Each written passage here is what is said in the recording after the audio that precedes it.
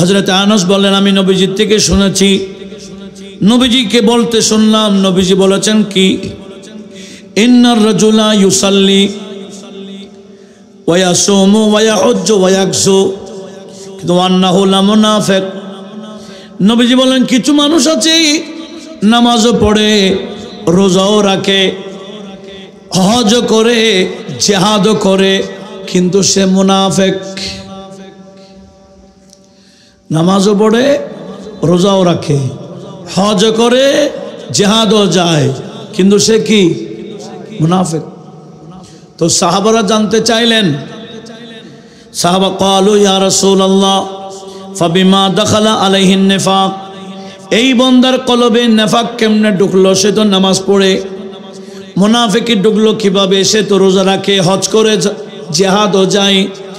তো নবীজি বললেন, এ আমার উম্মত শুনো শুনো, এই বান্দা মুনাফিক হওয়ার কারণ হলো লাতানিহি আলা ইমামিহি, ইমামের বিরুদ্ধে কথা বলার কারণে। উচ্চ আওয়াজে বলুন নাউজুবিল্লাহ। ইমামের বিরুদ্ধে কথা বলার কারণে এরা মুনাফিক। কিসের ইমাম? একটু জোরে বলেন না। এই শরীয়তের ইমাম, মাযহাবের ইমাম। এই ইমামের বিরুদ্ধে কথা বলার কারণে এদের কলবে নেফাক ঢুকে গেছে। আর মুনাফিক হয়ে গেলে কলবে ঈমান থাকে না। মুনাফিক হয়ে গেলে ঈমান নিয়ে মরতে পারে না। মুনাফিক হয়ে গেলে এদের ঠিকানা জাহান্নামের একেবারে নিচের তলায়।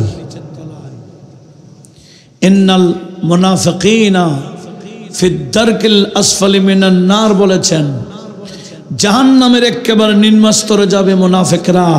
এরা কাফের মুশরিক থেকেও মারাত্মক। তাহলে আমার নবীজি কি বললেন? ইমামের সমালোচনা করার কারণে এরা মুনাফিক হয়ে যায়, এরা জান্নাতে যাবার কোনো সুযোগ নেই। আজ থেকে 1050 বছর আগে, 1100 বছর কাছাকাছি হয়ে গেল, 4 মাযহাবের উপর উলামায়ে কেরামের অক্ষমত পোষণ হয়েছে। এগুলা নতুনভাবে প্রায় 1100 বছর পরে এগুলা নিয়ে কথা বলা মানে ফিতনা করা। গোটা বিশ্বব্যাপী 4 মাযহাবের উপর অক্ষমত পোষণ হয়েছে। এমনকি মক্কায়ে মুআজ্জামা, মদিনায়ে তাইয়্যিবায় মাযহাবের আলাদা চর্চা ছিল। সেই দিকে পর্যন্ত ধারাবাহিক আমরা বিশেষ করে হিন্দুস্তান এবং গোটা বিশ্বকে 3 ভাগ করলে 2 ভাগ মুসলমান। হযরত ইমামে আযম আবু হানিফা, নু'মান বিন সাবিত রাদিয়াল্লাহু তাআলা আনহুর অনুসারী মাযহাবের দিক দিয়ে এখন নতুন ভাবে ফিতনা ছড়াতে চায়। বলে কোরআন আছে, হাদিস আছে, আবার মাযহাবের কি দরকার? এরা মানুষকে বোঝাতে চায় কোরআন সুন্নাহ থাকতে মাযহাবের কোনো প্রয়োজন নাই। আমাদেরকে কোরআন এবং সুন্নাহকে পালন করা দরকার। কোরআন সুন্নাহকে মাযহাব মানা মানে কোরআন সুন্নাহকে বাদ দেওয়া। বড় আওয়াজে বলুন না নাউজুবিল্লাহ। অথচ আমাদেরকে বিষয়টা জানতে হবে, মাযহাব মানা মানে কোরআন সুন্নাহকে বাদ দেওয়া নয়। যেই বিষয়ের কোরআন এবং সুন্নাহ স্পষ্ট সমাধান রয়েছে, সেই বিষয়ে মাযহাবের ইমামের মানাকে কোনো প্রয়োজন নাই। যে বিষয়টা সরাসরি কোরআন থেকে বোঝা যায়, হাদিস রাসূল দ্বারা বোঝা যায়, সেই ক্ষেত্রে মাযহাবের ইমামকে মানার কোনো প্রয়োজন নেই। তো মাযহাব মানব কোথায়? যেখানে আমরা আমাদের জ্ঞান অনুযায়ী কোরআন থেকে বোঝা সম্ভব না, হাদিসের রাসূল থেকে সমাধান বের করতে আমরা পারছি না, তখন মাযহাবের ইমামরা কোরআন এবং সুন্নাহকে সামনে রেখে কি গবেষণা করেছেন, ওনাদের এই গবেষণাকে মেনে নেওয়া। ওনারা যে গবেষণা করে শরীয়তের ফয়সালা দিয়েছেন কোনটা হালাল কোনটা হারাম, ইনাদেরকেও মেনে নেওয়া, এটাই হচ্ছে মাযহাবকে মানা। বড় আওয়াজে বলুন না সুবহানাল্লাহ। এই বিষয়ে স্পষ্টভাবে আমার আল্লাহ কোরআনে পাকে বহু আয়াতে কারিমায় আমাদেরকে দিক নির্দেশনা দিয়েছেন। যেমন নাকি সূরা নিসা 59 নম্বর আয়াত, যেখানে আমার আল্লাহ ইরশাদ করেছেন, আউযু বিল্লাহি মিনাশ শাইতানির রাজীম, বিসমিল্লাহির রহমানির রহিম, ইয়া আইয়ুহাল্লাযীনা আমানু আতিউল্লাহ ওয়া আতিউর রাসূলা ওয়া উলিল আমরি মিনকুম। রব্বুল আলামিন ঈমানদারকে ডাক দিয়ে বললেন, আয় যারা ঈমান এনেছো, আমি আল্লাহ তোমাদেরকে আদেশ দিলাম, আতিউল্লাহ, এক নম্বর তোমাদের উচিত আমি রব্বুল আলামিন এর ইতাআত করা, আমি আল্লাহর আদেশ নিষেধকে মেনে চলা। ওয়া আতিউর রাসূলা, দ্বিতীয় নম্বর হলো আমার বন্ধু নবীর আদেশ এবং নিষেধকে মেনে চলা। ওয়া উলিল আমরে মিনকুম, এবং তোমাদের মধ্যে যারা উলুল আমর আছে, আয় উলুল ইলমি ওয়াল ফিকহ, যাদের কাছে শরীয়তের ব্যাপক জ্ঞান আছে, এদের বিষয়ে তোমাদের উচিত তাদের হালাল হারামকে মেনে চলা। জোরে বলুন সুবহানাল্লাহ। যদি কোরআন এবং সুন্নাহ যথেষ্ট হইতো আমাদের জন্য, কারণ কোরআনে সব আছে, কিন্তু কোরআন থেকে সব কিছু বের করে নেওয়া আমাদের পক্ষে সম্ভব না। এই জায়গা জমিনের সিট আছে কিনা, বোয়ালখালীর একটা সিট দিলে সেখান থেকে আমরা যে জায়গায় বসে আছি এই দাগটা আছে কিনা, আপনাকে দিলে আমাকে দিলে বোয়ালখালীর গোটা বোয়ালখালীর সিট থেকে আমরা যে জায়গায় বসে আছি এটা বের করা কি সম্ভব? আছে, কিন্তু আছে, কিন্তু সবার পক্ষে বের করা সম্ভব না। ওই বিষয়ে যারা ব্যাপক জ্ঞান অর্জন করেছেন, ওই বিষয়ে যারা চর্চা করেছেন, এদেরকে দিলে কিন্তু বের করে দিবে। কথা বলুন ঠিক না? আপনাকে আমাকে বিশাল এক সিট একটা দিল, আমরা যে জায়গায় বসে আছি এটা বোয়ালখালীর ভিতরে আছে, সিটের ভিতরে আছে, কিন্তু বের করা আমাদের পক্ষে সম্ভব। কোরআন শরীফের মধ্যে সব আছে, কিন্তু সব কিছু কোরআন থেকে বের করা আমাদের পক্ষে সম্ভব না। হাদিসে রাসূলও ব্যাখ্যা আছে, আমাদের পক্ষে বের করা সম্ভব না।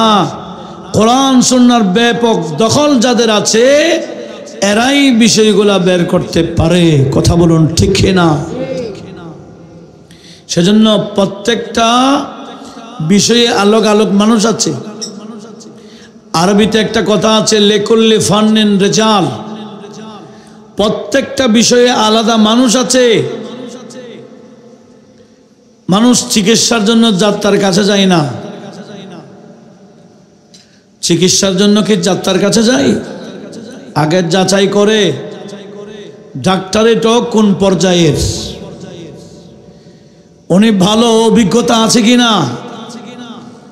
উনি আসলে ডাক্তার কিনা, উনি বিশেষজ্ঞ কিনা। দেখেন, আমরা চিকিৎসার জন্য কিন্তু বিশেষজ্ঞ দেখি। কি দেখি? বিশেষজ্ঞ। মানে এই বিষয়ে ওনার বিশেষ জ্ঞান আছে কিনা সেটা যাচাই করে তারপরে ওনার সিরিয়ালে যায়, ওনাকে দেখাতে যায়, ওনার থেকে পরামর্শ নিতে যায়। এই নড়াচড়া করলে হবে না, বসো। আর দিও না, বাস রাখো। লক্ষ্য করি, শরীরের চিকিৎসার জন্য একজন ডাক্তারের কাছে গেলে যদি বিশেষজ্ঞ কিনা সেটা যাচাই করে আমরা যাই, তাহলে শরীয়তের বিষয়ে যাত্রার কাছে কেন যাব? যাত্রার কথা মানব কেন বিশেষজ্ঞ ছাড়া? ওই বিশেষজ্ঞ শরীয়তের ব্যাপারে ইনাদেরকে বলা হয় মাযহাবের ইমাম। একটু বড় আওয়াজে বলুন না সুবহানাল্লাহ। কেন? কারণ কোরআনে আমার আল্লাহ বলেন, কোরআনে পাক বিভিন্ন সূরায় আমার আল্লাহ কোরআনে পাকে সব কিছুর বয়ান আছে বলে ঘোষণা দিয়েছেন। যেমন নাকি সূরায়ে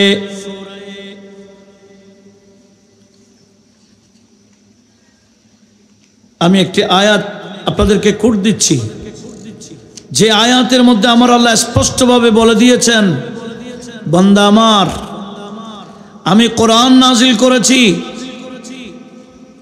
সেই কোরআনে নাই এমন কোনো বিষয় নাই, সব কিছুর বয়ান কোরআনে আছে। একটু বড় আওয়াজে বলুন না সুবহানাল্লাহ। আমার আল্লাহ পাক সুবহানাহু ওয়া তাআলা বলেন, ওয়ানাজ্জালনা আলাইকাল কিতাব তিবয়ানান লিকুল্লি শাই। হে রাসূল, আমি আল্লাহ আপনাকে এমন একটা কিতাব দিয়েছি যে কিতাবের মধ্যে সব কিছুর বর্ণনা আছে। জমিনের বলেন, আসমানের বলেন, দুনিয়ার বলেন, কবরের বলেন, আখিরাতের বলেন, এমন কোনো বিষয় নাই যেটা কোরআনে পাকে বয়ান নাই। জোরে বলুন সুবহানাল্লাহ। কোরআনে সব কিছুর বয়ান আছে, কিন্তু কোরআন থেকে সব কিছু বের করা কিন্তু আমাদের পক্ষে সম্ভব না। যেখানে নবীজির এক বিখ্যাত সাহাবী, যার কাছে ব্যাপক জ্ঞান ছিল, যিনি সাহাবীদের মধ্যে বড় মুফতি ছিলেন, ওনার নাম হযরতে মুআয ইবনে জাবাল রাদিয়াল্লাহু তাআলা। নবীজি ওনাকে ইয়েমনে পাঠাচ্ছেন কাজী হিসেবে, ওনাকে ইয়েমনে পাঠাচ্ছেন বিচারক হিসেবে। তখন নবীজি ওনাকে ডেকে বলছেন, ইয়া মুআয কায়ফা তাকদি, তুমি কিভাবে ফয়সালা দিবা? তোমার কাছে সমাধানের জন্য আসলে এই বিষয়টা এমন ভাবে শুনবো যাতে আমরা অপরকে বুঝাইতে পারি। বলি ইনশাআল্লাহ। হযরতে মুআয ইবনে জাবালকে আমার নবী কি বললেন? এই মুআয, তোমাকে আমি বিচারক হিসেবে প্রেরণ করতে যাচ্ছি। তোমার কাছে কোনো বিচারের জন্য আসলে তুমি সমাধান কিভাবে দিবা আমাকে একটু শোনাও। তখন হযরতে মুআয বললেন, আকদি বিকিতাবিল্লাহি তাআল। ইয়া রাসূলুল্লাহ, আমার কাছে বিচারের জন্য আসলে আমি কোরআনে পাক সামনে রেখে ফয়সালা দিয়ে দেব। তাহলে এক নম্বর ফয়সালার মূল কেন্দ্র কোথায়? কোরআন। হুজুর, আমি কোরআনকে সামনে রেখে ফয়সালা দিয়ে দিব। আচ্ছা, আমার আল্লাহ কি বললেন? কোরআনে সব আছে। কোরআনে তিবিয়ানান লিকুল্লি শাই, সব কিছুর বর্ণনা কোরআন শরীফে আছে। কিন্তু আমাদের নবী হযরতে মুআযকে বললেন কি? ইনলাম তাজিদ ফি কিতাবিল্লাহি, এ মুআয ইবনে জাবাল, তুমি যদি সমাধানটা কোরআনে পাকে না পাও, আল্লাহ বলছেন কোরআনে সব আছে, আর আমার নবীজি বলছেন তুমি কোরআনে না পাইলে, তো উনি না পাওয়া মানে কোরআনে নাই এরকম নাকি? অর্থাৎ ওনার জ্ঞান অনুযায়ী যদি না পাই, কথাটা ভালো করে বুঝতে হবে। ইনলাম তাজিদ ফি কিতাবিল্লাহি, এ মুআজ, তুমি যদি তোমার জ্ঞান অনুযায়ী কোরআন থেকে বিষয়টা বের করতে না পারো তখন কি করবা? হযরত মুআজ বললেন, ইয়া রাসূলুল্লাহ, কোরআন থেকে ফয়সালা বের করতে না পারলে ওয়া বিসুন্নতি রাসূলিল্লাহি সাল্লাল্লাহু আলাইহি ওয়াসাল্লাম, আপনি নবীর সুন্নাহ থেকে সমাধান দিয়ে দেব।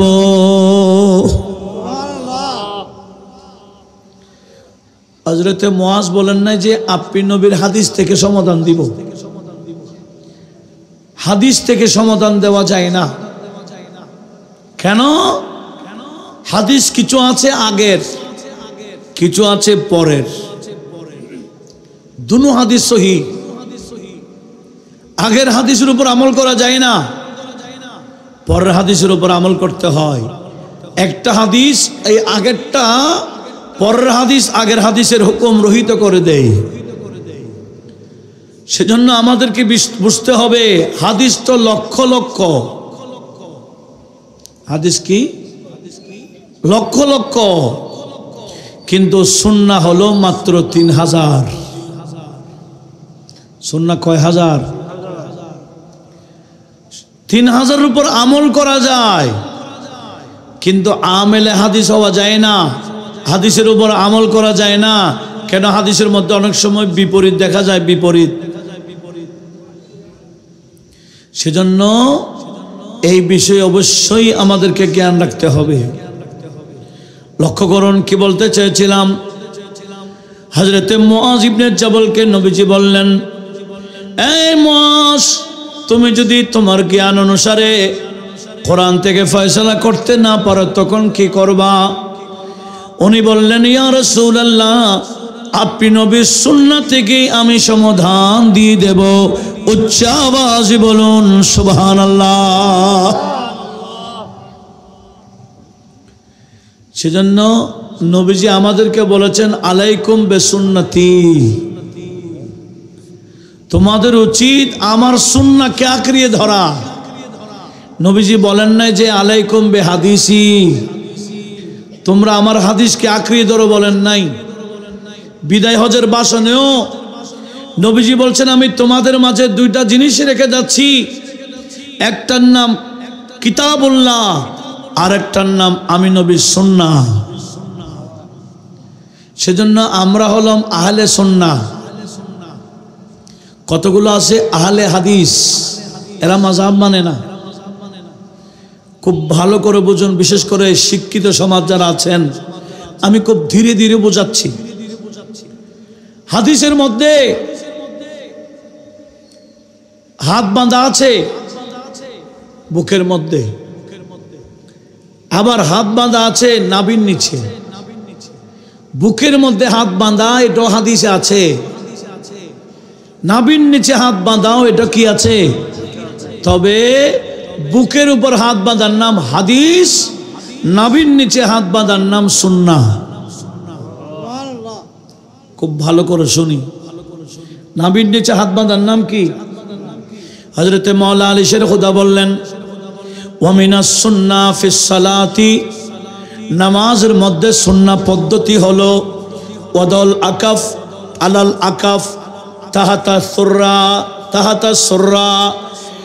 হযরতে মাওলা আলী বললেন, নামাজের মধ্যে সুন্নাহ পদ্ধতি হলো এই হাতের তালু আরেক হাতের পিঠের উপর রাখবো, তাহাতা সুররা, নাভির নিচে। এই নাভির নিচে হাত বাঁধা, এটার নাম সুন্নাহ। জোরে বলুন। আমরা কি আহলে হাদিস না আহলে সুন্নাহ? যারা আহলে হাদিস এরা কোথায় বাঁধে? এরকম বাঁধে, ঠিক না? কেন? এরা হাদিসের উপর আমল করতে যায়। নবীজি বলেন নাই যে তোমরা আমার হাদিসের উপর আমল করো, নবীজি বললেন আমার সুন্নাহর উপর আমল করো। সেজন্য সুন্নাহ পদ্ধতি কি বললাম? হ্যাঁ, নাভির নিচে হাত বাঁধা। তাহলে এখানে কি ফসাদাচার, কোনো মারামারি ঝগড়া করার কোনো দরকার আছে? একটা হাদিস আর একটা সুন্নাহ। নবীজি বলেন তোমাদের উচিত আমার সুন্নাহর উপর আমল করা। সেজন্য আমরা সুন্নাহর উপর, ইমামে আজম আমাদেরকে বললেন সুন্নাহর উপর আমল করার জন্য নাভির নিচে হাত বাঁধতে হয়। একটু জোরে বলুন না সুবহানাল্লাহ। তাহলে বোঝা কি কঠিন হচ্ছে? দেখেন নবীজি বলেছেন আমি তোমাদের মাঝে সুন্নাহ রেখে যাচ্ছি। নবীজি হাদিস রেখে যান নাই, বলে আমি তোমাদের মাঝে হাদিস রেখে যাচ্ছি। এরকম বললে হাদিসের সব হাদিসের উপর আমল করা যায় না। যেমন হাদিসে আছে আমার নবীজি উটের পেশাব খাওয়াইছিলেন, এটা বুখারী শরীফে বহুবার আসছে সহিহ হাদিস। ওরাইনা গোত্রের কিছু মানুষ আসছিল মদিনা শরীফে, আসার পর ওদের পেট ফুলে গেছিল। তো আমাদের নবীর কাছে যখন আসছেন, নবীজি সাহাবীদেরকে বললেন এই আমার সাহাবারা, আমার কাছে যে সৎকার উট আসছে, ওই সৎকার উটের দুধ এবং পেশাব এদেরকে খাওয়াই দাও।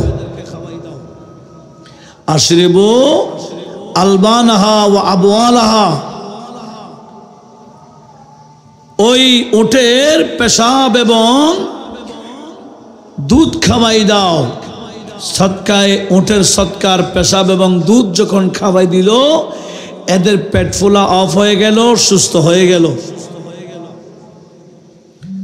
তাহলে নবীজি উটের পেশাব খাওয়াইছেন, এটার নাম হাদিস। এটার নাম কি? এই হাদিসের উপর আমরা আমল করি। হ্যাঁ, যারা বলে আমি আলে হাদিস, তাহলে তো উটের পেশাব খাইতে হবে। উটের পেশাব না, শুধু যার গোশত খাওয়া হয়, যেই পশুর গোশত খাওয়া যায় সেই পশুর পেশাবও খাইতে হবে, বলে এটা পবিত্র। এটা হাদিস দ্বারা প্রমাণিত। আমরা বলি না এটা আগের হাদিস, এটা সহিহ হাদিস, তাও ঠিক।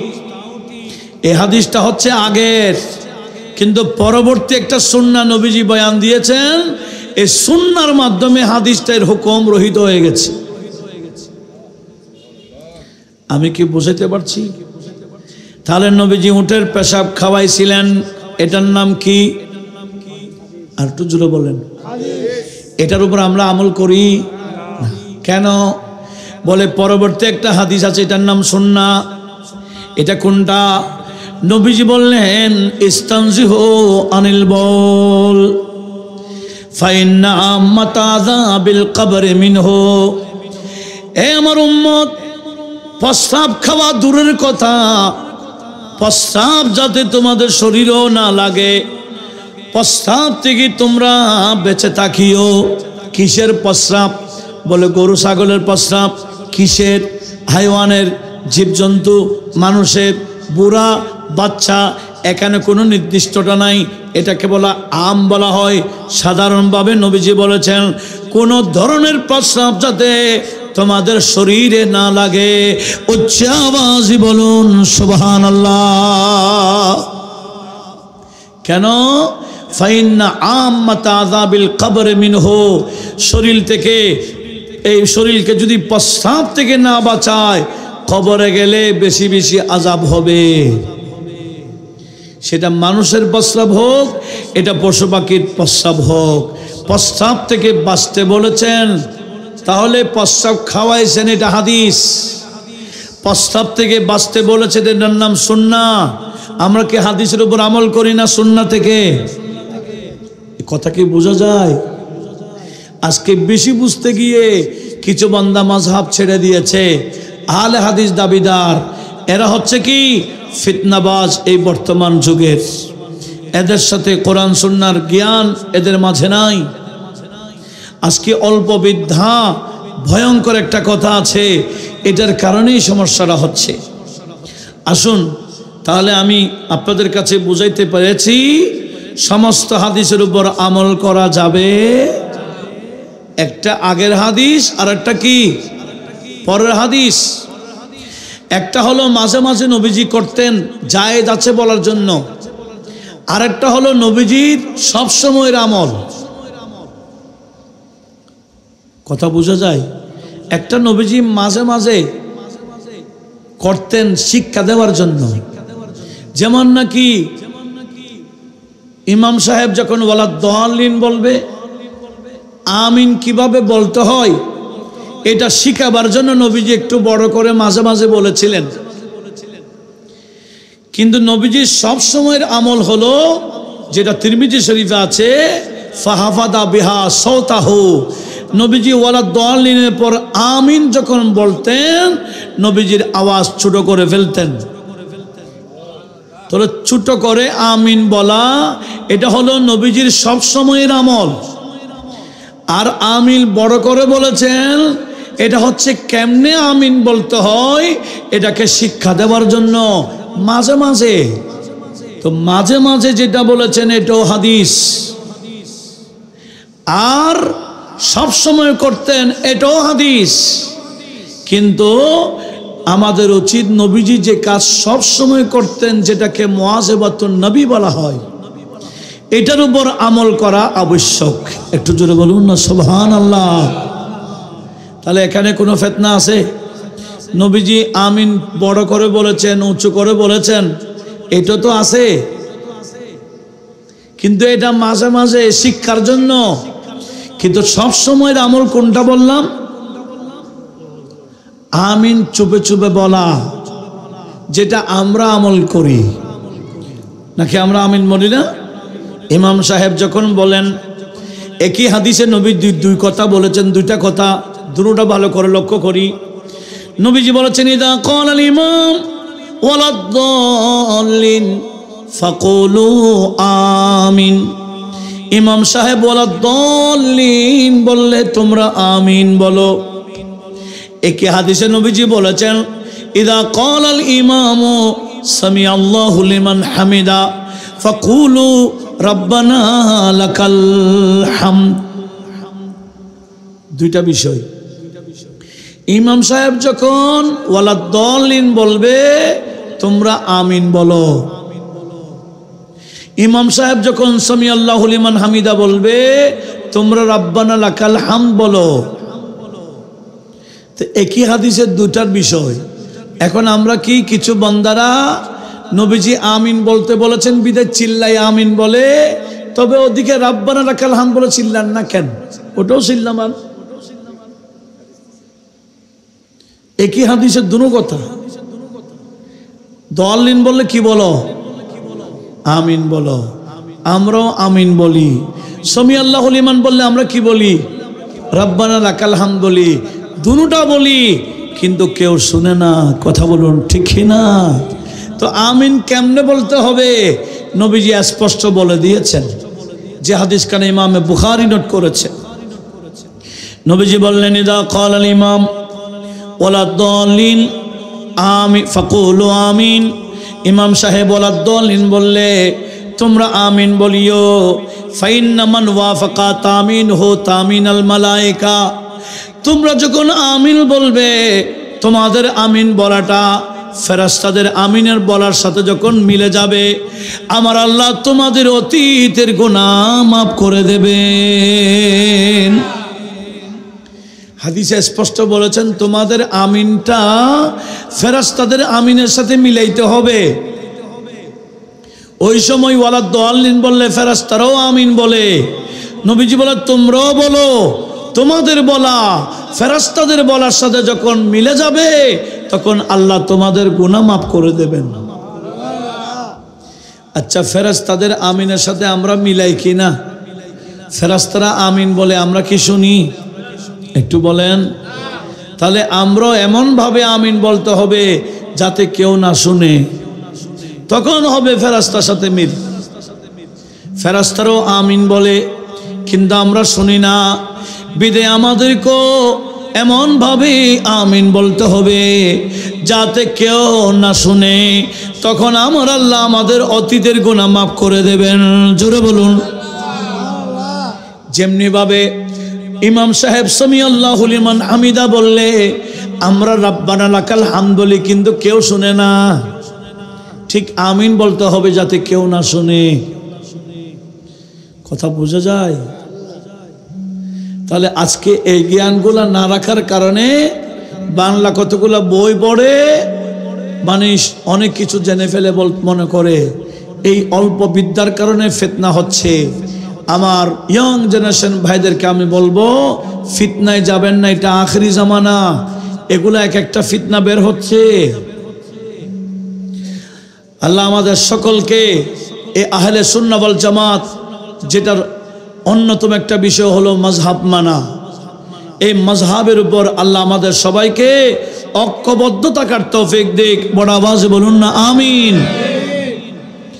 আমার আল্লাহ কোরআন শরীফে ইরশাদ করেছেন, ইয়াওমা নাদউ কুল্লা উনাসিম বিইমামিহিম। রব্বুল আলামিন বললেন, কিয়ামতের ময়দানে আমি সমস্ত বান্দাদেরকে ডাক দিব তাদের অনুযায়ী। কার নামে? আমাদের নামে ডাকবে না। এটা সূরা বনী ইসরাইল ৭১ নং আয়াত।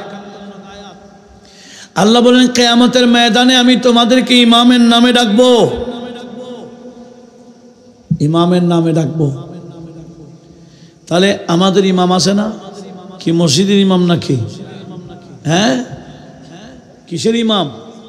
মাযহাবের ইমাম। মাযহাবের ইমামের উপর যদি আমরা মানি, তখন কিয়ামতের ময়দানে আমাদেরকে ডাকবে। কিভাবে ডাকবে দেখেন, তাফসীরের মধ্যে আসছে, রুহুল বায়ান সহ অনেক তাফসীরের মধ্যে বিষয়টা আসছে। কিয়ামতের ময়দানে ইয়াওমা নাদউ কুল্লা উনাসিম বিইমামিহিম, এই আয়াতের ব্যাখ্যাতে রয়েছে কিয়ামতের ময়দানে রব্বুল আলামিন এইভাবে বলবে, ইয়া হানাফি, ইয়া শাফিঈ, ইয়া মালিকি, এভাবে বিভিন্ন মাযহাবের ইমামদের নামে নামে ডাকবে। উচ্চ আওয়াজে বলুন সুবহানাল্লাহ। যদি মাযহাবকে অনুসরণ না করি তাহলে আমাদেরকে ডাকবে না।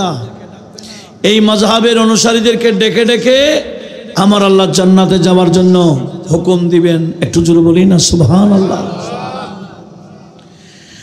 আর মাযহাব না মানলে এরা জান্নাতে যাবার কোনো সুযোগ থাকবে না। কেন?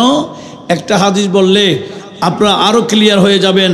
সেটি হচ্ছে আমার আল্লাহ কোরআন শরীফের একটি আয়াত, যেটি হলো ফাসআলু আহলা যিকরি ইন কুনতুম লা তা'লামুন।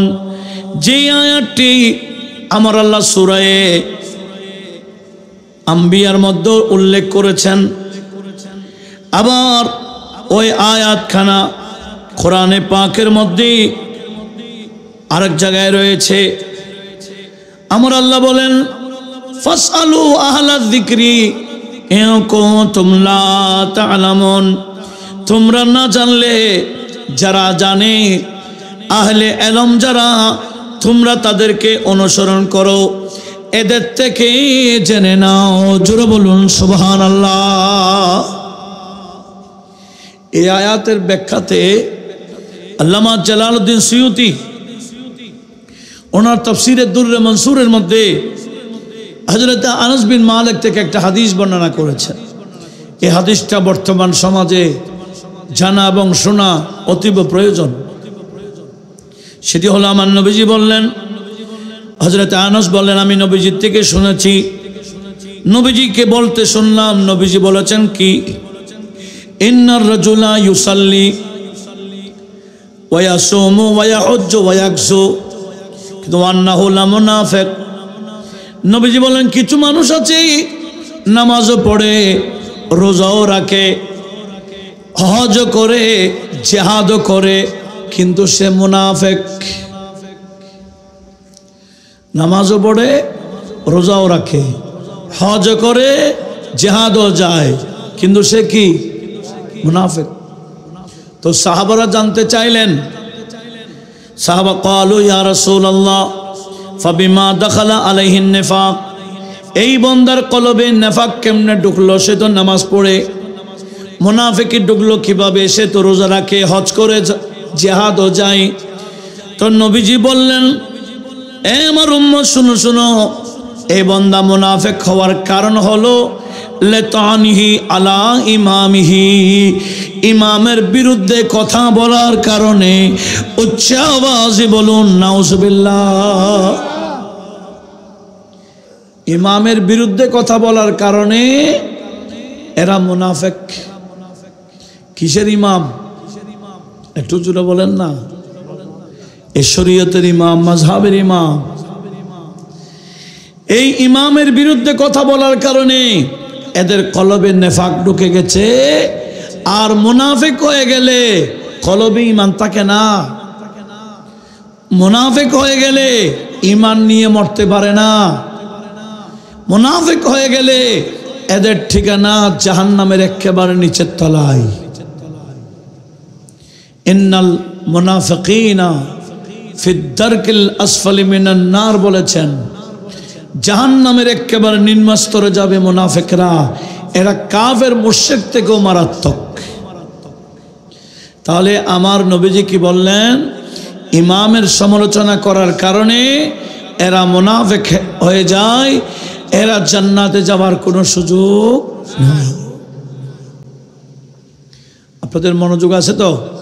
তাহলে আমি কি বলতে চাচ্ছি, আমার সব কথার পিছনে রেফারেন্স চলছে, দলিলের আলোকে আমি কথা বলছি, কোরআন এবং সুন্নাহর আলোকে। এই বিষয়গুলা গুরুত্ব দেওয়ার দরকার আছে না? মুসলমান হলে, ইমানদার হলে কোরআন সুন্নাহর দলিল থাকলে মানবেন না কেন? এতগুলা বিষয় আল্লাহ আমাদের সবাইকে, এই যে আমরা মাযহাবের উপর ঐক্যবদ্ধ ছিলাম, কোনো ফিতনা ছিল না, নতুনভাবে কিছু বান্দারা ফিতনা ঢুকাই দিচ্ছে, তা আমি এই ফিতনাতে যাব কেন?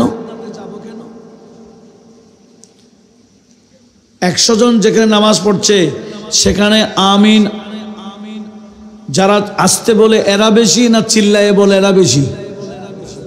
হ্যাঁ, আসতে যারা বলে এরা শতকরা 99, আর একজনে কি করে? চিল্লাইয়া বলে। তো এটা ফিতনা নয়? ফিতনা। আমরা সবাই হাত বাঁধি কোথায়? নাভির নিচে, কিন্তু এরা হাত বাঁধে। তো এরা শতকরা কয়জন? 2 জন পাওয়া যাবে? 2 জনও তো নেই। তো এটাই তো ফিতনা। আমরা রুকুতে যাওয়ার আগে হাত উঠাই, রুকু থেকে উঠে হাত উঠাই না। কেন? বলে নবীজি রুকুতে যাওয়ার আগে হাত উঠাইছেন, হাদিসে আছে।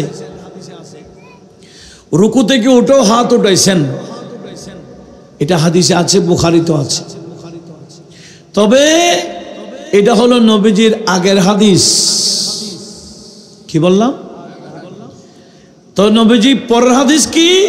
পরের হাদিসে দেখা যায় নবীজি শুধু তাকবীরে তাহরিমার সময় হাত উঠাইতেন, আর নামাজের সালাম পীর আবার আগে আগে আগে, আর কোনো দ্বিতীয়বার হাত উঠাইতেন না। একটু জোরে বলুন। এটা হচ্ছে নবীজির শেষের আমল। এটার নাম কি? সুন্নাহ। যেমন নাকি আমি একটা হাদিস আপনাদেরকে শোনাচ্ছি, সেটি হলো এখানে ধারণ করা হচ্ছে মুসলিম শরীফের হাদিস। মুসলিম শরীফের মধ্যে এই হাদিসখানা রয়েছে, আবার আবু দাউদ শরীফে রয়েছে, সুনানে কুবরাতে ইমামে বাইহাকি নোট করেছেন, ইমামে তাবরানী আল মুআজ্জাম আল কবীরে নোট করেছেন, ইমামে আহমদ বিন হাম্বল মুসনাদে আহমদে নোট করেছেন, বহু হাদিসের কিতাবে রয়েছে। ওয়ান জাবির বিন সামুরা রাদিয়াল্লাহু তাআলা قال خرج علينا رسول الله, বড় করে বলি, সাল্লাল্লাহু আলাইহি ওয়াসাল্লাম, فقال ما لي أراكم رافع أيديكم كأنها أذناب خيل شمس اسكنوا في الصلاة। এই নবীজি জাবের বিন সামুরা বলতেছেন, একদিন নবীজি হুজরা থেকে বের হলেন, মসজিদে ঢুকলেন, দেখতেছেন কিছু মানুষ নামাজ পড়তেছে। এরা রুকুতে যাওয়ার আগে হাত উঠাইছেন, রুকু থেকে উঠো হাত উঠাইছেন।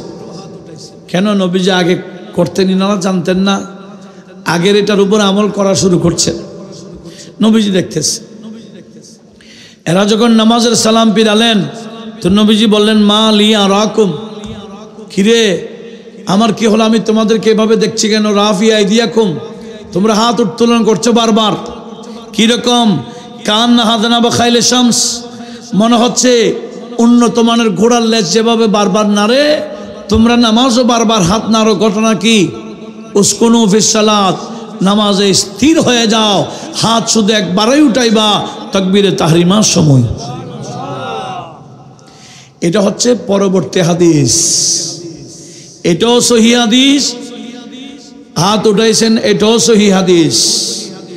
এক হাদিস, এটা পরে এটার নাম সুন্নাহ, ওটার নাম হাদিস।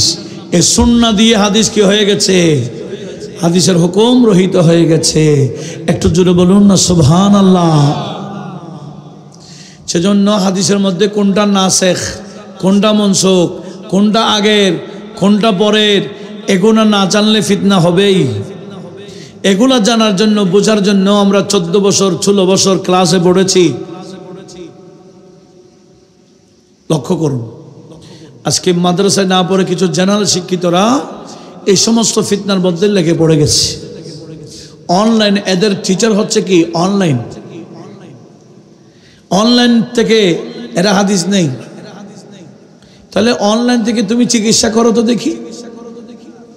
চিকিৎসা তো অনলাইনে তো চিকিৎসা, অনলাইনে চিকিৎসার বইগুলো আছে, এগুলো বড় এনে চিকিৎসা করো না। কি বাঁচাইবে না মারবে? রুগীকে বাঁচাবে না মারবে? ওখানে রুগী মেরে ফেলবে, এখানে ইমান মেরে ফেলবে। কথা বলুন ঠিকই না? এই অল্প বিদ্যার কারণে কি মেরে ফেলবে? ইমান, কলব। ওখানে শরীর মারবে। শরীর মারার চেয়ে কলম মেরে ফেলা বড় মারাত্মক, বড় মারাত্মক, যেটা বর্তমান চলছে। আল্লাহ আমাদের ভাইদেরকে বোঝার তৌফিক দিক। একটু বড় আওয়াজে বলুন না আমিন। লক্ষ্য করি, তাহলে রুকুতে যাওয়ার আগে হাত উঠাইতেন, এটাও হাদিসে আছে। এটা কি? এটা কি পরের হাদিস না আগের হাদিস? কোন একটা প্রেক্ষাপটে নবীজি করেছিলেন। প্রেক্ষাপট যখন শেষ, নবীজি বলে এখন করিও না, এখন শুধু একবার উঠাবা। যেমন নাকি আরেকটা হাদিস আমি আপনাদেরকে শোনাচ্ছি, যে হাদিস খানা কোথায় কোথায় আছে দেখেন। এটা শরহে মানিল আসারে রয়েছে, প্রথম খণ্ড 133 নম্বর পৃষ্ঠা, হাদিস নম্বর 1357। মুসান্নিফ ইবনে আবি শাইবাতে রয়েছে 2452। আবার উমদাতুল কারি শরহে সহিহ বুখারীতে রয়েছে। হযরতে মুজাহিদ উনি বলেন, বিখ্যাত তাবেঈ মুজাহিদ, উনি আবার বিখ্যাত মুফাসসির ছিলেন, মুজাহিদ, ইমামে মুজাহিদ। উনি বলেন, আমি নবীজির বিখ্যাত সাহাবী আব্দুল্লাহ ইবনে উমর রাদিয়াল্লাহু তাআলা আনহুমার পিছনে নামাজ পড়লাম, সাহাবীর পিছনে। উনি বললেন, সাল্লাইতু খালফা ইবনে উমরা। উনি বলেন, আমি হযরতে আব্দুল্লাহ ইবনে উমরের পিছনে নামাজ পড়লাম। ফালাম ইয়াকুন ইয়ারফা ইয়াদাইহি ইল্লা ফিত তাকবীরাতিল উলা মিনাস সালাত। আমি দেখলাম শুধু উনি নামাজ পড়তে গিয়ে তাকবীরে উলা, যেটা প্রথম তাকবীর, যেটাকে আমরা তাকবীরে তাহরিমা বলি, এই তাকবীর ছাড়া দ্বিতীয় আর কখনো হাত উঠাইতে দেখলাম না। তাহলে সাহাবী রাসূলরা নামাজ পড়তেন কিভাবে? হাত কয়বার উঠাইতেন? আমরাও কয়বার, আর এরা বারবার। তাহলে আরেকটা হাদিস শোনেন, যে হাদিস কানা তিরমিজি শরীফে আছে, আবু দাউদ শরীফে আছে, শরহে মানিত আছে, মুসান্নিফ ইবনে আবি শাইবাত আছে, মুসান্নিফ আব্দুর রাজ্জাক আছে, বহু হাদিসের কিতাবে আসছে। সেটা কি? হযরতে আব্দুল্লাহ ইবনে মাসউদ সাহাবীদের মধ্যে বড় মুফতি ছিলেন। আব্দুল্লাহ ইবনে মাসউদ উনি কুফাতে গিয়ে যারা নবীকে দেখেন নাই তাবেঈ ওনাদেরকে বলতেছেন, তোমরা তো নবীকে দেখো নাই, আমরা তো নবীকে দেখেছি। আচ্ছা তোমরা বলো তো দেখি নবীজি কিভাবে নামাজ পড়াইছেন, নবীজি কিভাবে নামাজ পড়তেন, আমি কি তোমাদেরকে দেখাবো না? এরা বলে অবশ্যই দেখান, কারণ আমরা তো নবীকে দেখি নাই। নবীজি কিভাবে নামাজ পড়তেন আমাদেরকে দেখান প্র্যাকটিক্যাল। দেখেন উনি বলছেন, আলা উসাল্লি বিকুম সালাত রাসূলিল্লাহ সাল্লাল্লাহু আলাইহি ওয়াসাল্লাম, আমি কি তোমাদেরকে নবীজির নামাজ কিরকম দেখাবো না? ক্বালু বালা, এরা বলেন হ্যাঁ। তখন নবীজি উনি ফাসাল্লা আব্দুল্লাহ ইবনে মাসউদ রাদিয়াল্লাহু তাআলা নামাজ পড়ালেন, নামাজ পড়লেন। ফালাম ইয়ারফা ইয়াদাইহি ইল্লা ফি আউয়াল মাররা। এ আব্দুল্লাহ ইবনে মাসউদ নবীজির নামাজ কেমন ছিল এটা দেখাতে গিয়ে শুধু তাকবীরে তাহরিমাতে হাত উঠালেন, রুকুতে যাওয়ার আগে রুকু থেকে ওঠার সময় হাত ওঠান নাই। বলে নবীজি এভাবে নামাজ পড়তেন। তাহলে আমরা যেভাবে পড়তেছি নামাজ, এটা কি আমাদের ইমামে আজমের মন গড়া না নবীজির সুন্নাহ? মাযহাব মানা মানে নবীজির হাদিসকে বাদ দেওয়া নয়। আমাদেরকে বুঝাইতে চাই মাযহাব মানা মানে কোরআন সুন্নাহকে বাদ দেওয়া। এটা সম্পূর্ণ একটা ভুয়া তথ্য, ভিত্তিহীন তত্ত্ব। আল্লাহ এই সমস্ত ভিত্তিহীন কথা থেকে আমাদের সবাইকে হেফাজত করুক। একটু জোরে বলেন না আমিন। তাহলে আমরা কি বসি, আমরা যে একেবারে যেভাবে নামাজ পড়ি সম্পূর্ণ এটা নবীজির সুন্নাহর উপর।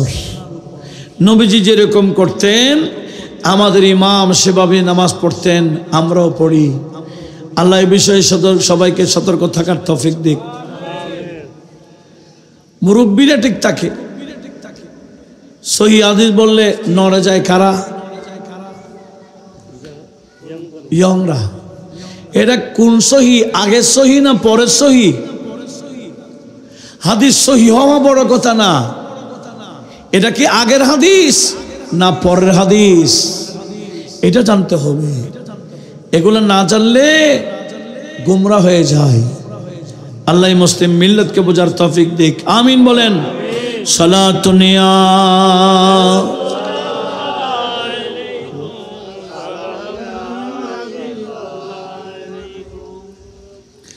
इस उम्मत की खातिर शबो रोज रोना, नबी जी का बस ये काम, अल्लाह अल्लाह सलातुनिया।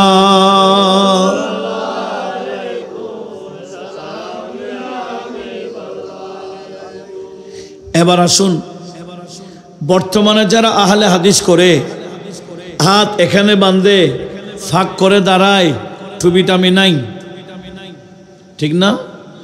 অথচ আমার আল্লাহ কোরআন শরীফে বলেছেন, খুযু যিনাতাকুম ইনদা কুল্লি মসজিদ, তোমরা মসজিদে ঢুকলে তোমাদের কাপড়ের সৌন্দর্যটাকে গ্রহণ করো। মাথায় টুপি দিবা, মাথা খালি হাত খালি মাথায় রাখবা না। আমার নবীজি কখনো খালি মাথায় নামাজ পড়তেন না। এই খালি মাথায় নামাজ পড়লে নামাজ হয়ে যাবে, কিন্তু এটা খেলাফে সুন্নাহ, এটা মাকরুহ,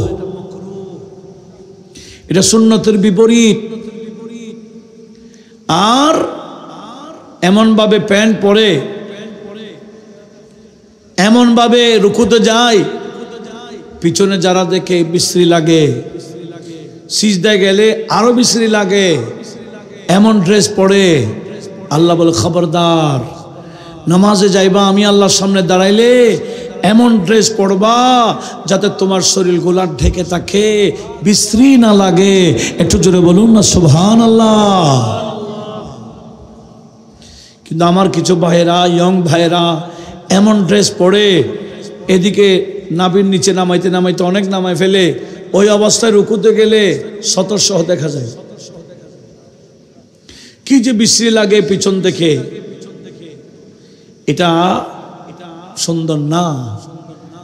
আল্লাহর সামনে দাঁড়াইলে যেমন তেমন দাঁড়ানো যাবে না, ফাঁক করে দাঁড়ানো যাবে না, যেটা আদব, ব্যাপক আদব রক্ষা করতে হবে। আদব রক্ষা হয় নাভির নিচে হাত দিলে, আদব রক্ষা হয় দুই পা সোজা হয়ে দাঁড়ানো। ফাঁক করে দাঁড়ায়, এটার নাম বেয়াদবি। কোনো অফিসারের সামনে কি ফাঁক করে দাঁড়াবেন? হ্যাঁ, ভালো একজন অফিসারের সামনে গেলে তো ফাঁক করে দাঁড়াবেন না, সেখানে তো এরকম করে দাঁড়াবেন, নাকি এখানে এরকম দাঁড়াবেন? একজন দুনিয়াবি অফিসারের সামনে গেলে কত আদব রক্ষা করেন। আর যিনি হাকামুল হাকিমিন, যিনি রাজাদিরাজ মালিকুল আমলাক, ওনার সামনে দাঁড়াইলে কত আদব রক্ষা করতে হবে। আল্লাহ সেদিকে সবাইকে লক্ষ্য রাখার তৌফিক দিক, আমিন বলেন। সেজন্য প্যান্ট কখনো নিচে বটবেন না, এটা বেয়াদবি। এরকম প্যান্ট বটা অবস্থায় কোনো অফিসে ঢুকবেন আপনি, তো অফিসার বলবে তুমি তো অগা। প্যান্ট পরতে হবে, পায়জামা পরতে হবে গিরার উপর, বটার কি দরকার? সবসময় পরতে হবে গিরার উপর। আর যারা গিরার নিচে কাপড় পরে, লুঙ্গি পরে, পায়জামা পরে, প্যান্ট পরে, কিয়ামতের ময়দান উঠলে আমার আল্লাহ তাদের সাথে কথা বলবেন না, রহমতের দৃষ্টিতে তাকাবেন না, এদেরকে পবিত্র করবেন না, বরঞ্চ তাদের জন্য মারাত্মক আযাব নির্ধারণ করে রেখেছেন। কারা? আল মুসবিল মান জাররা আযারাহু খুয়াইলা, যারা পায়ের গিরার নিচে প্যান্ট পরে, পায়জামা পরে, লুঙ্গি পরে। আল্লাহ আমাদের সব সময় সেগুলা মনে রাখার তৌফিক দান করুক, একটু বলি না আমিন। সেজন্য নামাজ অবস্থায় কি গিরার উপরে পড়তে হবে। আপনি বটলে উপরে বটবেন, কোমরের দিকে, নিচে বটবেন না, এটা বেয়াদবি। লক্ষ্য করুন, এই যে বর্তমানে মাযহাব না মানার বিষয়ে যে ফিতনাগুলা চলতেছে, এগুলা সম্পূর্ণ ইহুদিদের চক্রান্ত। কাদের? এগুলা ইহুদিদের সৃষ্ট। এই সমস্ত বিষয় বানাইলো ইহুদিরা। কেন?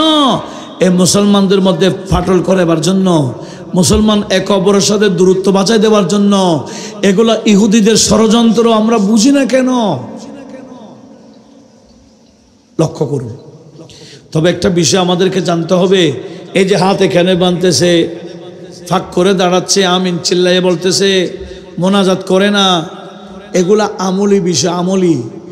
আমলি বিষয়ের পার্থক্য বড় কথা না, বড় মারাত্মক কথা কি জানেন? এই আহলে হাদিস যারা করে, মাযহাব যারা মানে না, এদের আকীদা বড় মারাত্মক। যেমন আল্লাহ, আমি কয়েকটা আকীদার কথা বলবো ইনশাল্লাহ। আমাদের নুরি সাহেব হুজুর চলে আসবেন, উনি আসার পর্যন্ত যা সময় পাই আর কি, এদের কিছু আকীদার কথা আমি আপনাদের সামনে উপস্থাপন করব, যেগুলো খুব বেশি জরুরি। এক নাম্বার, এদের আকীদা আল্লাহ পাকের শানে কি জানেন? এরা বলে আল্লাহ এটা আরশতে বসে আছে, আল্লাহ এটা আরশ থেকে ছোট না, বড় না, আরশ যত বড় আল্লাহ তত বড়। কেন? বলে কোরআন শরীফে আছে, আর রহমান আলাল আরশে ইস্তাওয়া। কোরআন শরীফে আছে রহমান আরশের উপর বরাবর। এরা অনুবাদ করেছে রহমান আরশের উপর, ইস্তাওয়া মানে বরাবর। এইরকম অনুবাদ করলে বেঈমান হয়ে যাবেন। এখানে ইস্তাওয়া মানে বরাবর নয়, ইস্তাওয়া মানে গালাবা, অর্থাৎ আমার আল্লাহ আরশে আজমেরও উপরে, আরশে আজমেরও।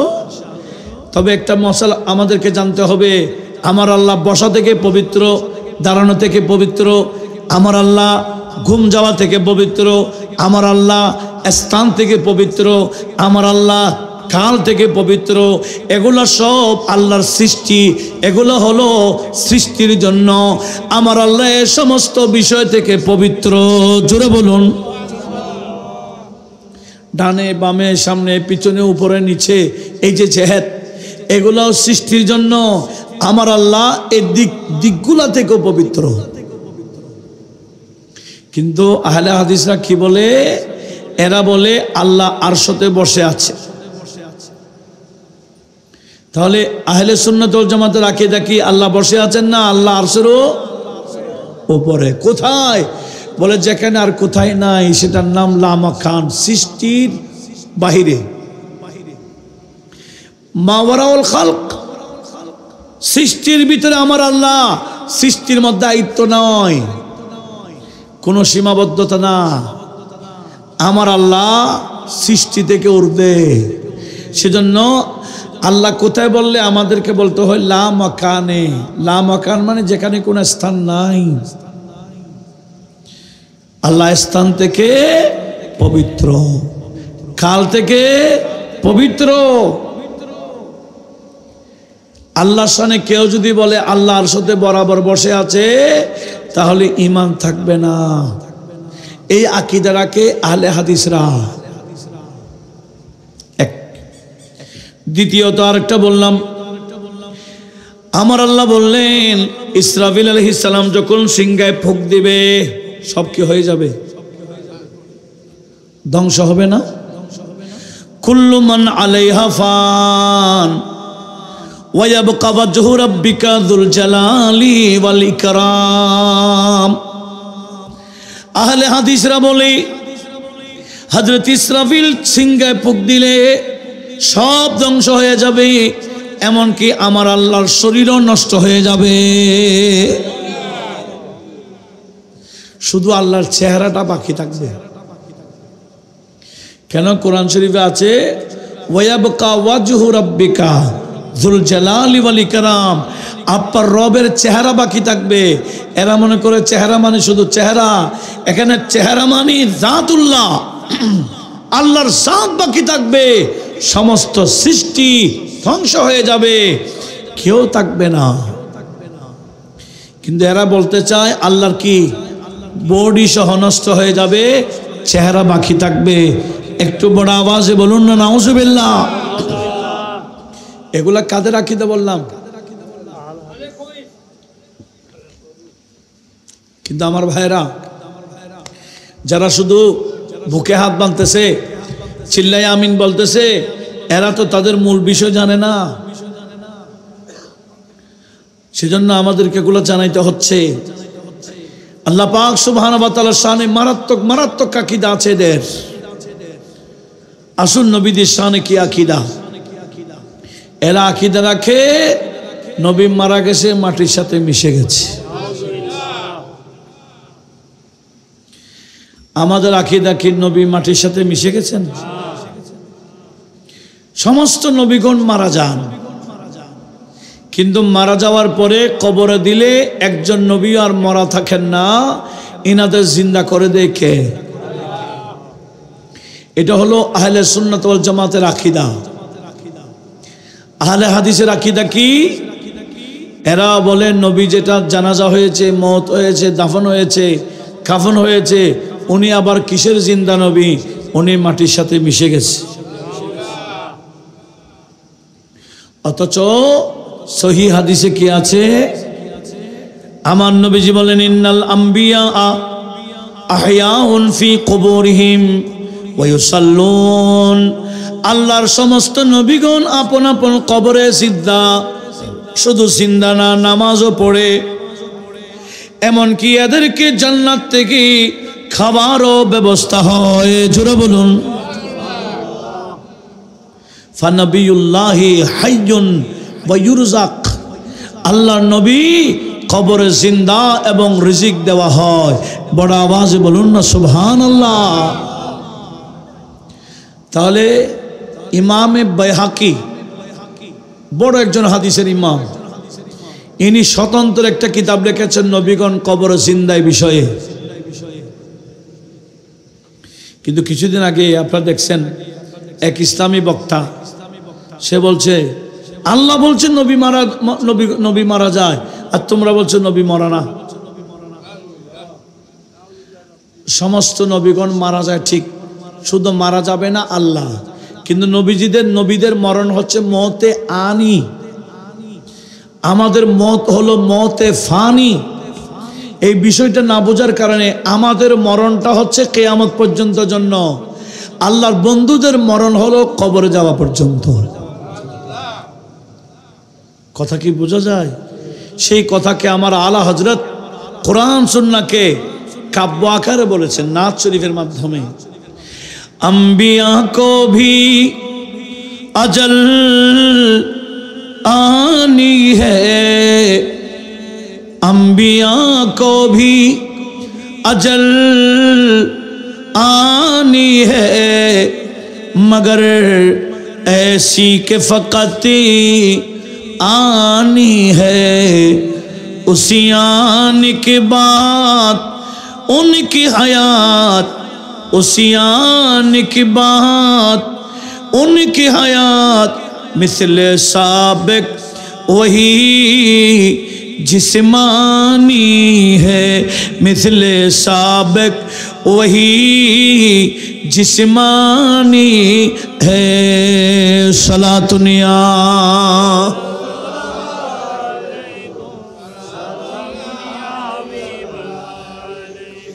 আমরা মারা গেলে একদিনের বেশি হলে ফ্রিজের গাড়িতে ঢুকাই দেয়, ঠিক না?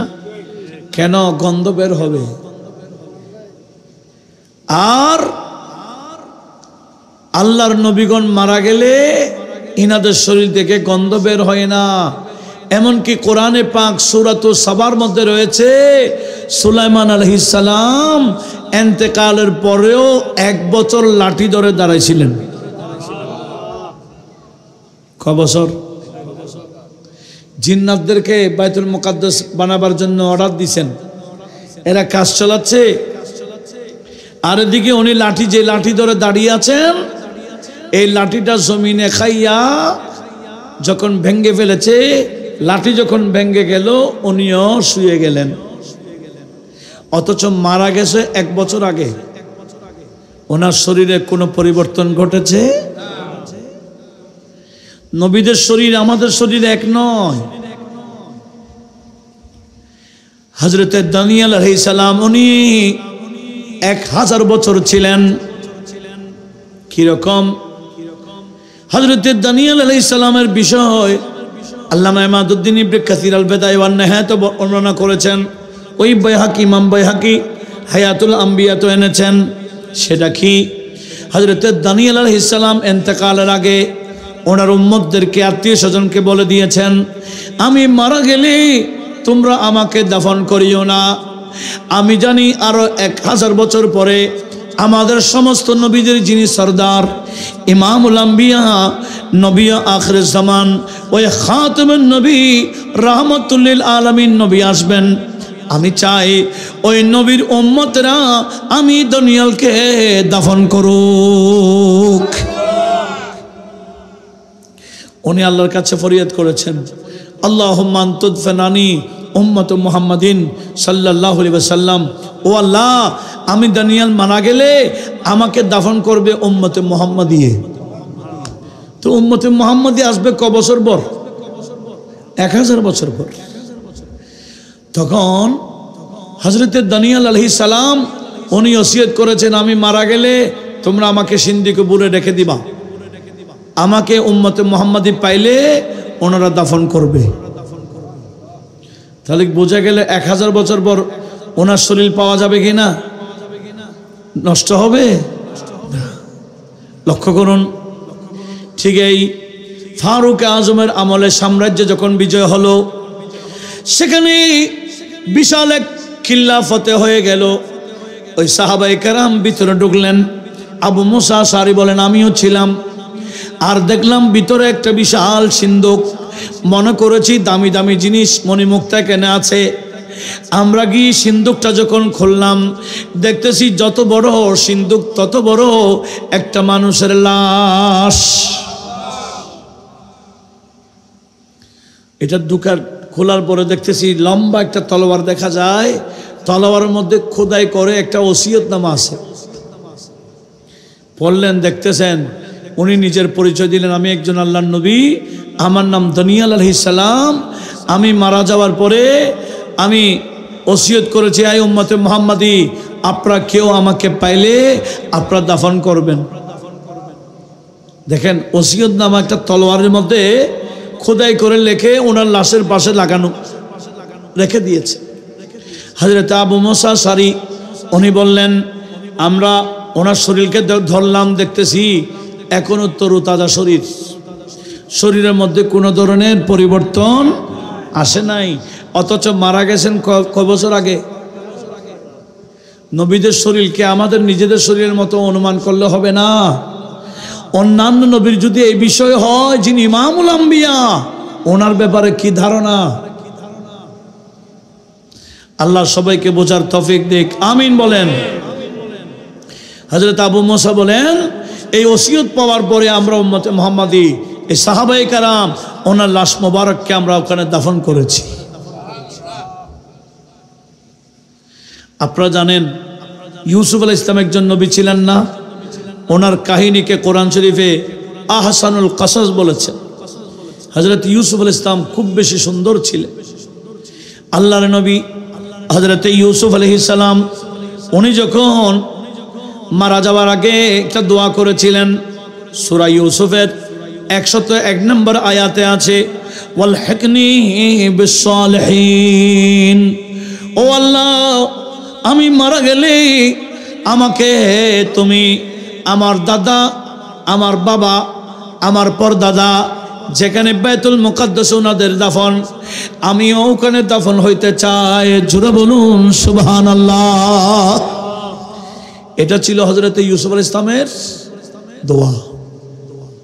কিন্তু ইউসুফ আলাইহিস সালাম যে মারা গেছেন নদীর পারে, উনি পরবর্তীতে তারকে দুনিয়া হয়ে গেলেন। আগে তো বাদশা ছিলেন, সব ছেড়ে নদীর পারে আল্লাহর ইবাদতে মগ্ন হয়ে গেলেন। ওই নদীর পারেই ওনাকে দাফন করা হলো। নদীর পারে না, নদী থেকে একটু দূরে মরু এলাকার পাশে।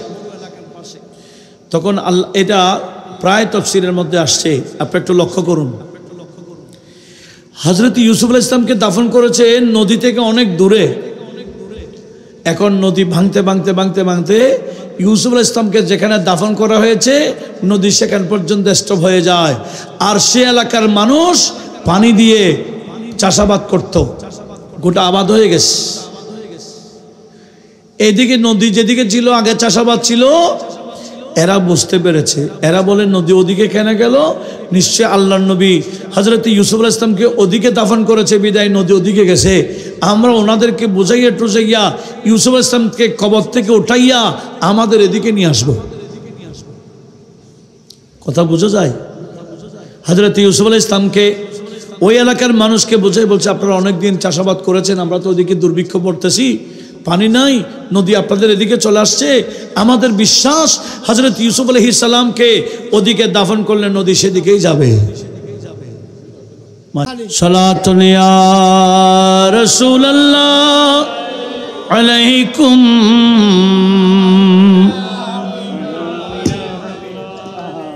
इस उम्मत के खातिर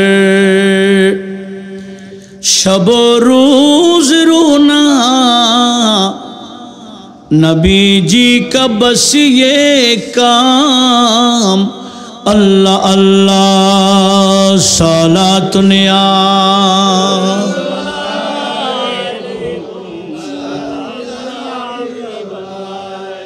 नबी हो वली हो सब उन पे कुर्बान मलक भी करें एहतिराम अल्लाह अल्लाह सलातुन या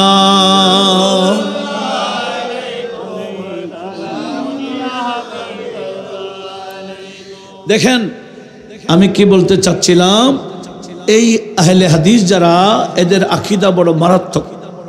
নবীদের শানে কি মারাত্মক আকীদা রাখে, আর আমার আল্লাহ নবীদেরকে কিভাবে রাখেন, আমি সেটা আপনাদের সামনে উপস্থাপন করতে যাচ্ছিলাম।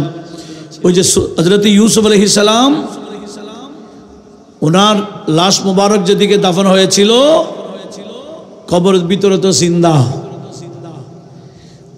ওদিকের এলাকার মানুষ ওনাদেরকে বোঝাইয়া বলে আমরা এবার এদিকে নিয়ে আসি।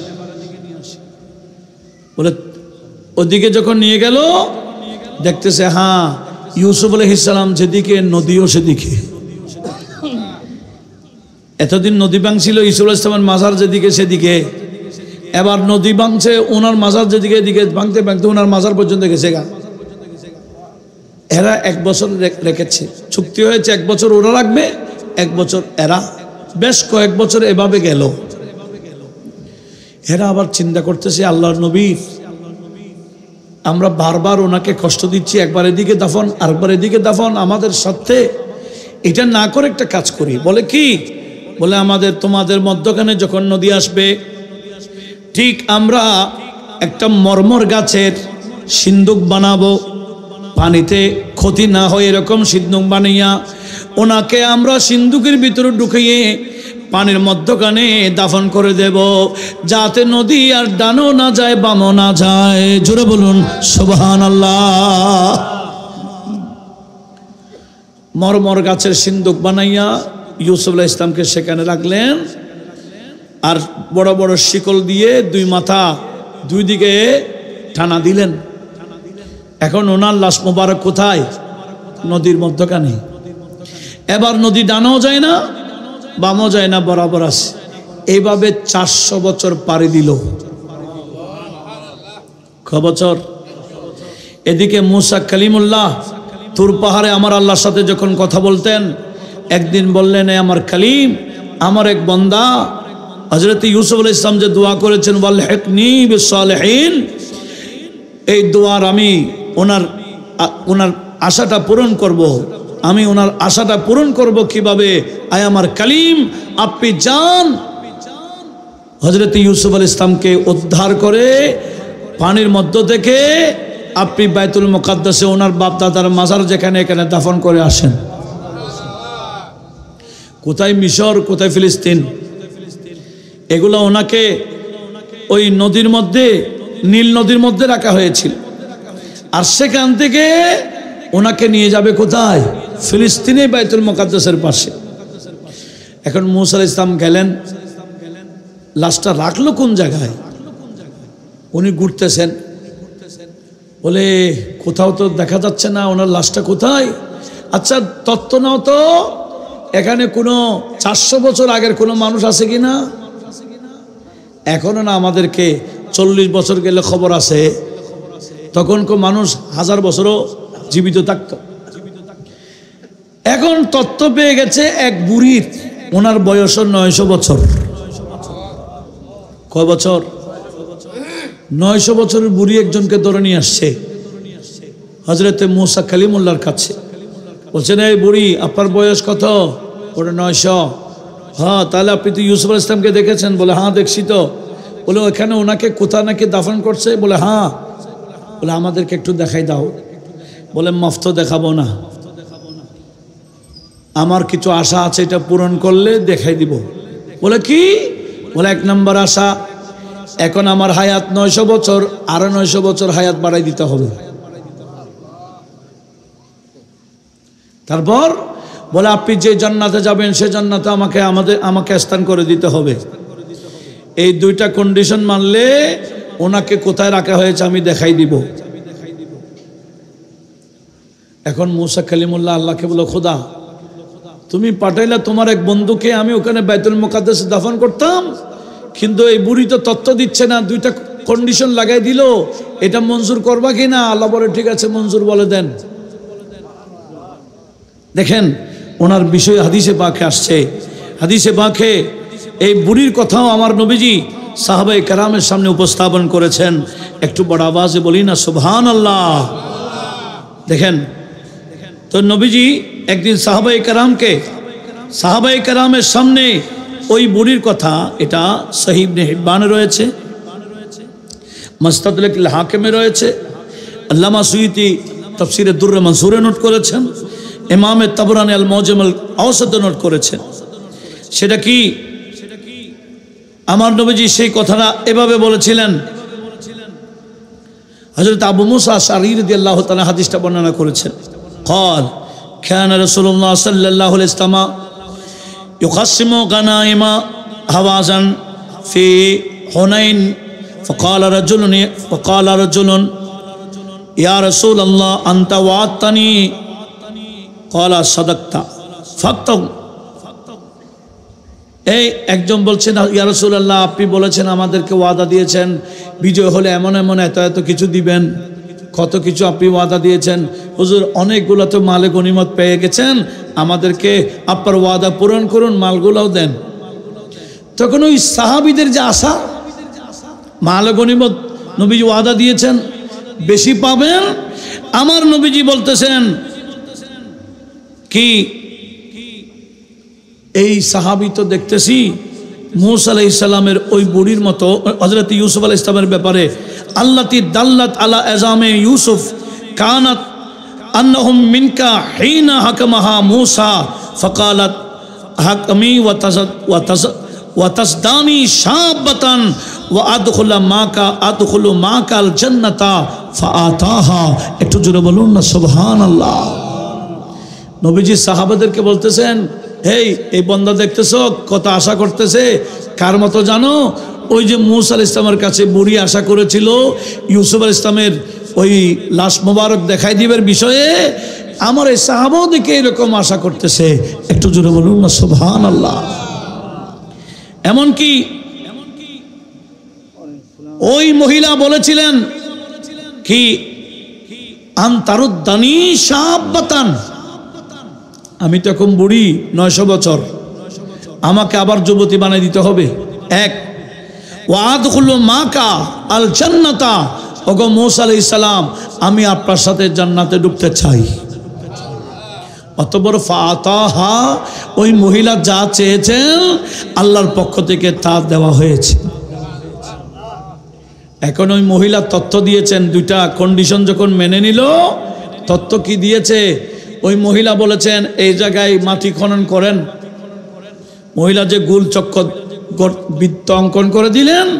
মাটি খনন যখন করা হলো, অনেক গভীরে যাওয়ার পরে দেখতেছে শিকল একটা দেখা যায়, অনেক গভীর, কারণ 400 বছর পড়ত, মাটির উপর মাটি পড়েছে।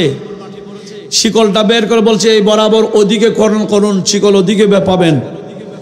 দুই দিকে মাটি খনন করে গভীর থেকে শিকল বের করে যখন টান দিলেন, দেখতেছেন ওই সিন্দুকটা বেরিয়ে আসলো। একটু জোরে বলুন না সুবহানাল্লাহ। কয় বছর পর? 400 বছর পর। 400 বছর পর হযরত মূসা আলাইহিস সালাম সিন্দুকটা খুললেন, দেখতেছেন ইউসুফ আলাইহিস সালামকে উনি দেখে ফেললেন। এত সুন্দর, এত সুন্দর, এখনো চেহারা নুরানি হয়ে আছে। 400 বছর পার হয়ে গেল, ওনার শরীরের কোনো পরিবর্তন ঘটে নাই। একটু জোরে বলুন না সুবহানাল্লাহ। এগুলা হচ্ছে নবীদের মুআজিজা। ইউসুফ আলাইহিস সালামের শরীরের বিষয় যদি এরকম হয়, দানিয়েল আলাইহিস সালাম যদি 1000 বছর বড় ওনার শরীর পরিবর্তন না হয়, হযরত সুলাইমান আলাইহিস সালাম 1 বছর লাঠি ধরে যদি দাঁড়িয়ে থাকে, শরীর কোনো পরিবর্তন না হয়, শুধু পরিবর্তন হয় আমাদের নবীর শরীর। এই সমস্ত ইহুদি এবং নসরার দালালেরা নবীর শানে উল্টা সিধা বলে কি নবী মরা, এটা তো কোরআন শরীফ আছে। একটু জোরে বলুন না নাউজুবিল্লাহ। এরা জানে না কোন ধরনের মরণ। নবীদের মরণ যে হয় এটা আমাদের মতো না, কিছুক্ষণের জন্য। আমার আলা হযরত এটাকে মতে আনি বলেছেন, কিছুক্ষণের জন্য মরণ, আবার কিছুক্ষণ পরে এটা শরীরটা আগের মতো, এই শরীরের মধ্যে রূহটা আমার আল্লাহ আবার ফেরাইয়ে দেয়। একটু জোরে বলুন না সুবহানাল্লাহ। আমলি যাদের, তাদের থেকে আমাদের কি পার্থক্য রয়েছে? এরা কিসের ভিত্তিতে এগুলা বলে, আর আমরা কিসের ভিত্তিতে আমাদের এই আমলগুলো আমরা আদায় করি? আমি যতটুকু সম্ভব চেষ্টা করেছি। এমন কিছু আকীদার কথাও বলেছি, এই আহলে হাদিসদের বড় মারাত্মক আকীদা। এদের থেকে অনেক দূরত্ব বজায় রাখতে হবে।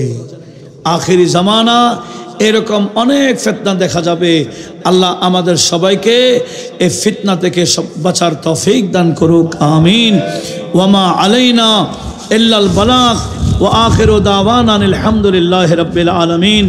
আসসালামু আলাইকুম ওয়া রাহমাতুল্লাহি ওয়া বারাকাতুহু।